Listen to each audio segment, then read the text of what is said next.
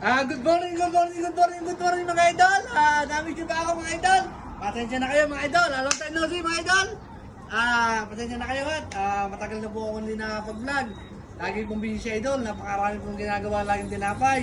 Kaya mga idol, nanindihan po namin kayo mga idol na bisitahin po ninyo ang aming bakery. At talaga pong hindi kayo magsisisi sa aming mga paninda rito. Lalo na po yung pinagmamalaki namin mga tinapay na pandesal, regular pandesal at saka po yung nag-iisa. Dito lang po kay Kuya Bib, malunggay pandesal ni Kuya Bib. Talaga pong napaka-healthy po mga idol. Ito po mga idol, ang aming pong mga tinapay. Ayan po. Yan po ang aming mga tinapay, mga variety. Yan po ang aming mga pagkain mga idol.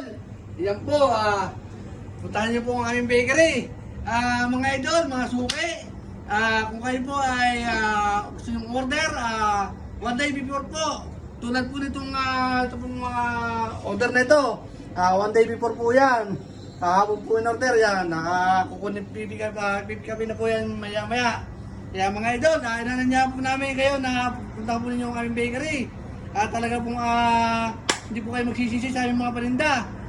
At ang po ang aming mga pagkain. Saka nga pala po mga idol, pakipalo naman po na uli ng aming Facebook page po namin, Manggusa Kapatirya. Kuya Pip, ay pong Reel, TikTok, YouTube channel po namin. Maraming po salamat sa mga followers po namin mga idol. Hanggang dito na lang po, tara po, tanggalingin po ninyo ang aming bakery. Tanggalingin po natin ang sariling atin mga idol. Mga idol, ano pa natin nyo? Arat na mga idol!